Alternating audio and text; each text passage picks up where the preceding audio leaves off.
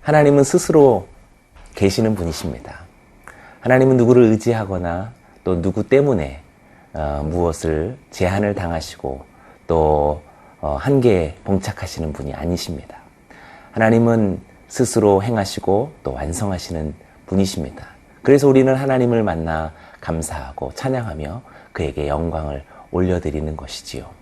하나님께서 하나님 되어지심처럼 여기 있는 저와 여러분도 하나님이 기뻐하시는 형상으로 되어지기를 원합니다. 오늘 말씀을 통해서 하나님의 하나님 되심과 같이 여기 있는 하나님의 기뻐함을 받은 저와 여러분, 우리 모두가 되기를 축복합니다.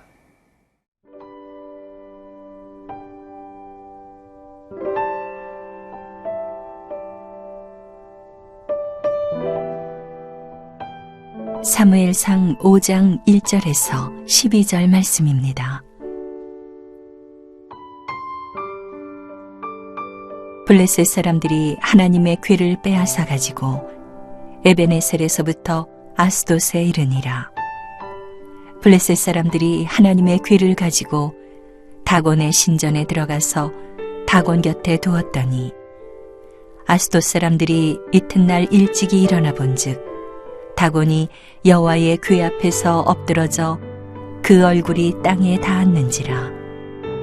그들이 다곤을 일으켜 다시 그 자리에 세웠더니 그 이튿날 아침에 그들이 일찍이 일어나 본즉 다곤이 여호와의 궤 앞에서 또다시 엎드러져 얼굴이 땅에 닿았고 그 머리와 두 손목은 끊어져 문지방에 있고 다곤의 몸뚱이만 남았더라. 그러므로 다곤의 제사장들이나 다곤의 신전에 들어가는 자는 오늘까지 아스돗에 있는 다곤의 문지방을 밟지 아니하더라. 여호와의 손이 아스돗 사람에게 엄중히 더하사 독한 종기의 재앙으로 아스돗과 그 지역을 쳐서 망하게 하니 아스돗 사람들이 이를 보고 이르되 이스라엘 신의 궤를 우리와 함께 있지 못하게 할지라.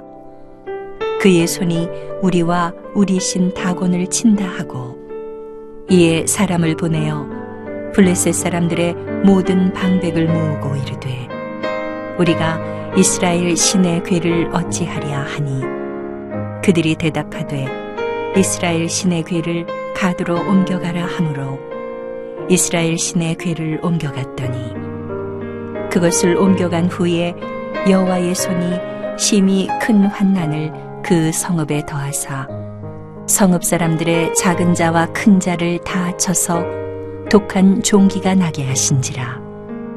이에 그들이 하나님의 궤를 에그론으로 보내니라.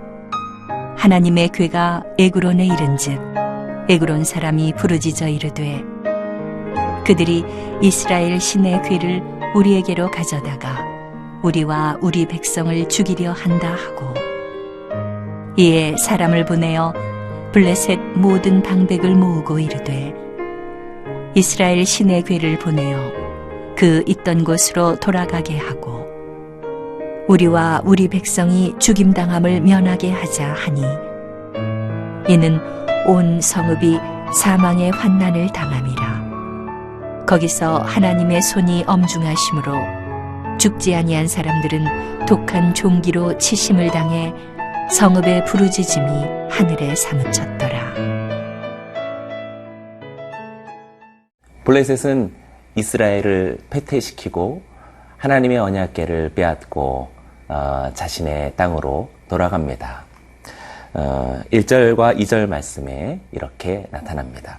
블레셋 사람들이 하나님의 궤를 빼앗아 가지고 에베네셀에서부터 아스돗에 이르니라. 블레셋 사람들이 하나님의 궤를 가지고 다곤의 신전에 들어가서 다곤 곁에 두었더니 블레셋 사람들은 대단히 기뻐했을 것입니다. 이스라엘을 이기고 승리한 것 뿐만 아니라 이스라엘이 그렇게 섬기는 신의 가장 중요한 언약궤를 그들이 마치 전리품과 같이 획득하고 돌아왔기 때문입니다.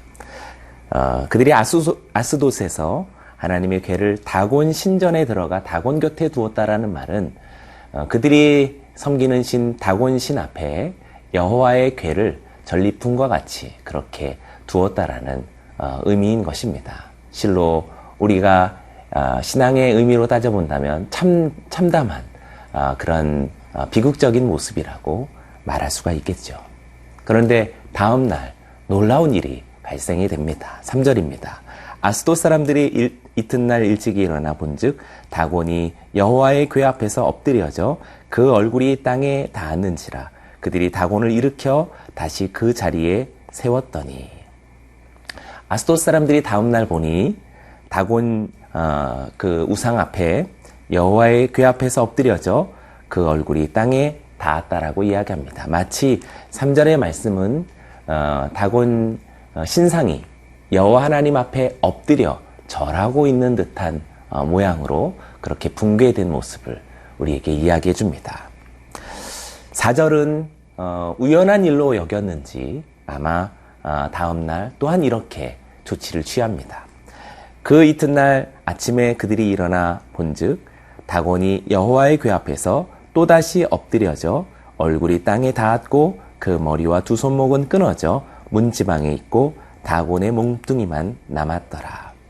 이튿날 일어나 보니 여호와의 궤 앞에 또다시 다곤 신상이 무너져 내렸을 뿐만 아니라 그의 목과 또 손이 다 끊어진 채 문지방에 걸쳐져 있다라고 이야기하고 있습니다.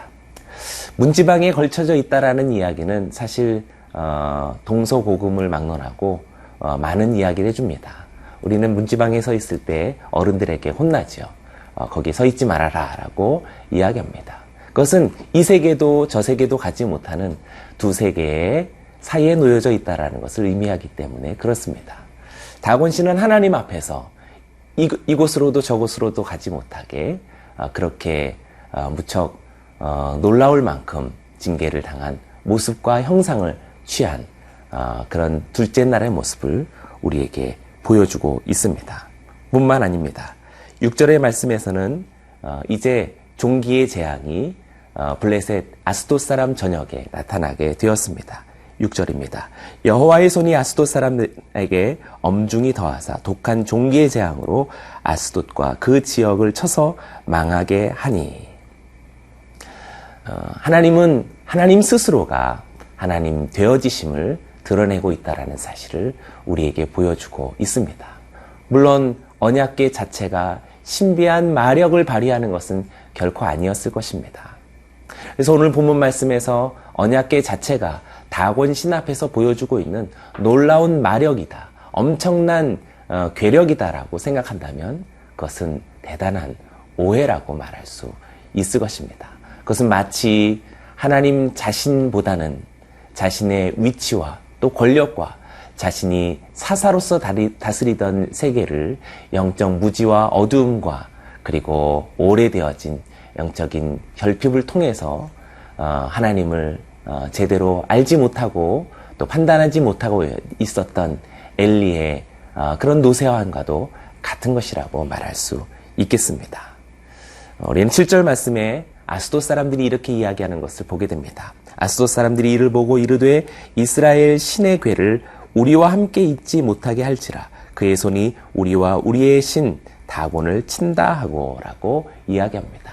7절의 말씀은 무척 중요한 우리들을 향한 메시지가 됩니다. 신비한 것은 틀림없이 여호와의 궤 앞에 붕괴되어지고 참담이 그렇게 쪼개어진 다곤 신임에도 불구하고 그것을 목격하고 또 온 전역에 독한 독종의 재앙을 맞은 블레셋 아스돗 사람임에도 불구하고 왜 우리가 다곤 신을 버리고 대단하고 위대한 여호와 신을 섬기자라고 이야기하지 못한 채 7절의 말씀처럼 이 여호와는 우리와 함께 할 수 없다라고 이야기하는지 이해할 수가 없습니다.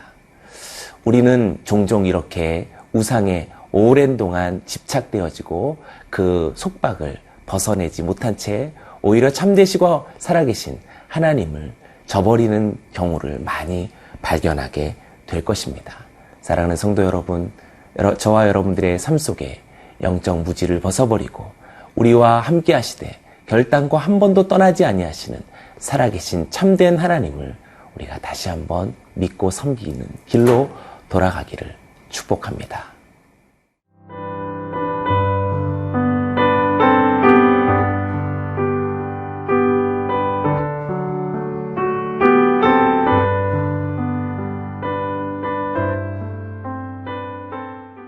하나님의 괴를 마치 전리품처럼 취급하고 전쟁의 승리에 도취되어 있었던 블레셋 아스돗 사람들은 이렇게 참담한 재앙을 만나게 되었습니다.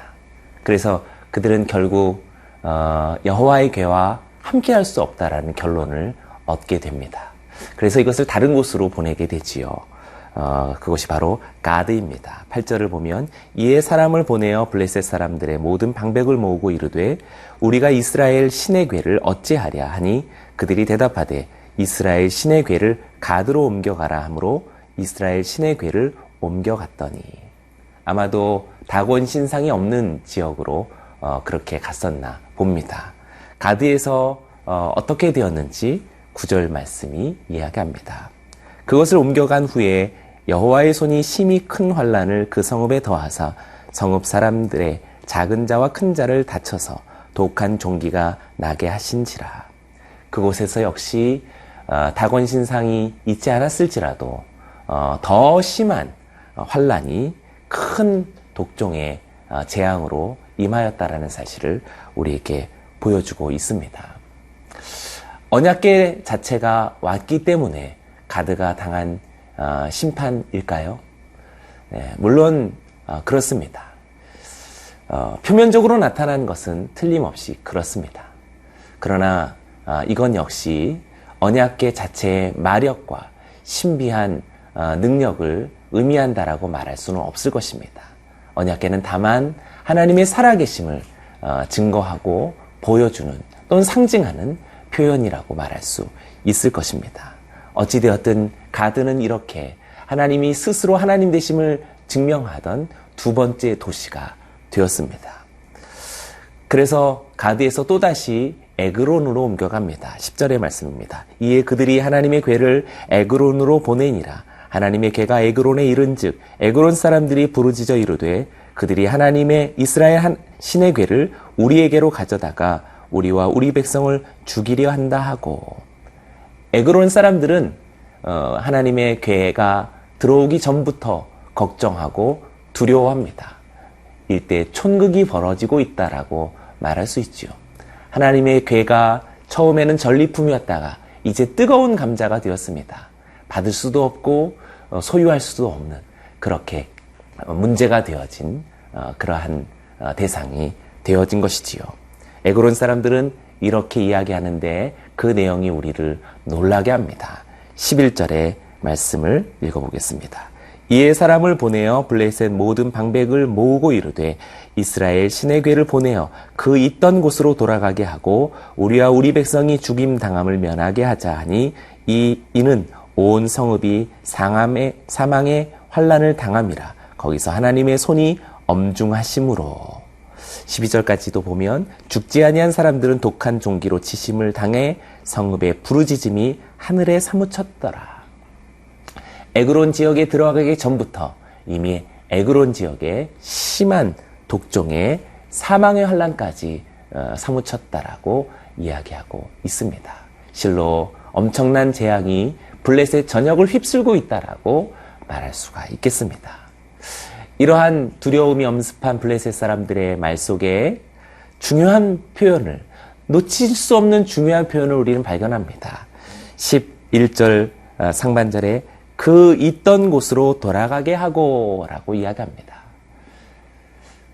블레셋 사람들은 결심합니다. 이 언약궤는 우리가 결코 소유할 수 없는 것이다. 그래서 그 있던 곳으로 돌아가게 해야 한다라고 이야기하고 있습니다.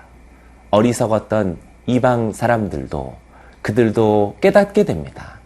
하나님이 하나님 되심으로 돌아가야 한다라는 그런 무지 속에서의 결론이나 우리에게 큰 은혜를 줍니다. 사랑하는 여러분, 하나님이 하나님 본래 계신 곳으로 돌아가셔야 하지 않겠습니까? 여기 있는 저와 여러분들의 가정 속에 하나님의 본래 계시는 하나님의 모습과 그 영광, 하나님의 그 능력과 권세를 다시 우리가 회복해야 하지 않겠습니까?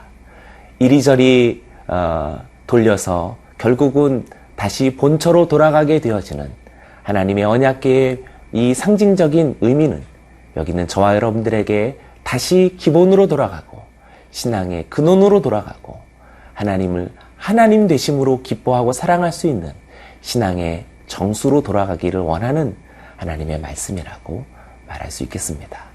저와 여러분들이 다시 한번 이를 행하시는 여호와, 그것을 지어 성취하시는 여호와, 그 이름을 여호와라는 이가 지르노라. 너희는 내게 부르짖으라. 내가 내게 응답하겠고 내가 알지 못하는 크고 비밀한 일을 내게 보일 것이라고 말한 예레미야 33장 2절에서 3절에서의 말씀과 같이 저와 여러분들이 하나님께로 돌아가 그를 찾고 부르짖는 저와 여러분이 되기를 주님의 이름으로 축복합니다. 기도하겠습니다. 하나님 아버지, 이를 성취하시는 여호와, 그것을 지어 행하시는 하나님께서 그렇게 모든 것을 스스로 증명하시듯 우리 모두도 그 하나님 앞에 나아가 부르짖고 주를 찾고 주님을 구하며 하나님의 영광을 바라는 신앙의 기본과 믿음의 정수로 돌아가는 우리 모두가 되게 하여 주옵소서. 예수님의 이름으로 기도드리옵나이다. 아멘.